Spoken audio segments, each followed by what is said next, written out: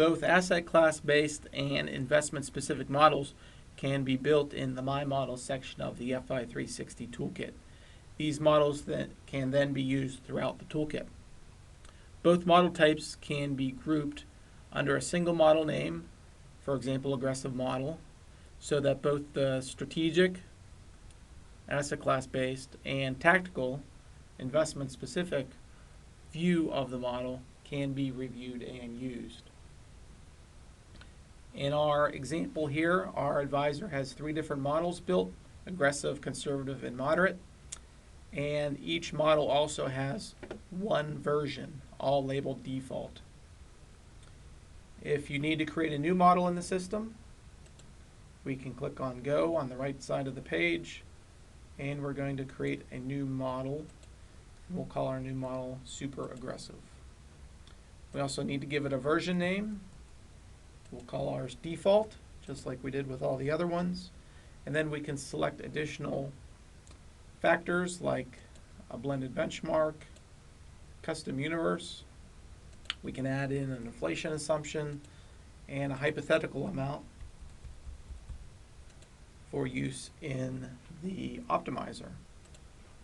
And we'll click Create. So now we have our new super aggressive model with 1 default version. If we wanted to add another version onto our model, we can do that. We're going to select our super aggressive model name and call this version B, and create that as well. So now we have 2 versions under our super aggressive model. This super aggressive label is going to be used in the reports. These version labels are just used for your own internal reference. So now what can you do with these version models? Well, let's go back to our default. Click on the version. And what we can do here is build the strategic side and the tactical side. So let's do that. The first area we can tackle is the strategic side.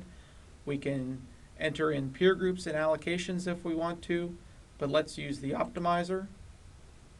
We can jump in here, quickly select a aggressive model, and hit Save. So now we have our allocation and our expected returns for this model. So from this strategic allocation that we've selected, we can now begin to build the tactical side and select individual investments for use in clients, in model portfolios, and throughout the toolkit. Click Create New, create a new time period, so we can start to build the historical period for this model. And we have our December 31st period.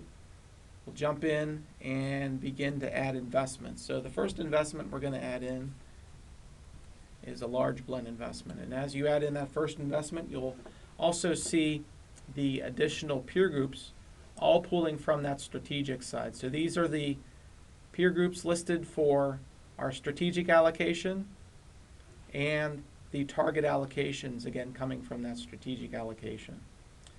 So as we add in that first investment, we add in the investment, and then we can fill in the target allocation. Now, we can pull in and show exactly what the strategic allocation is, but we don't have to. So if we want to put in 9%, if we think we need to overweight that a little bit, we can do that.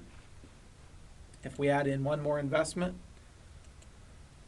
let's try and add in something that doesn't fall in, this global food ETF.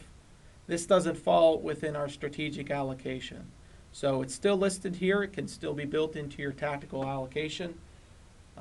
We need to define a position for it. But once we fill this out, build our tactical allocation to 100% and have it either match or come close to the strategic allocation, we can store that, and then we'll have the model portfolio tactical side built for our models.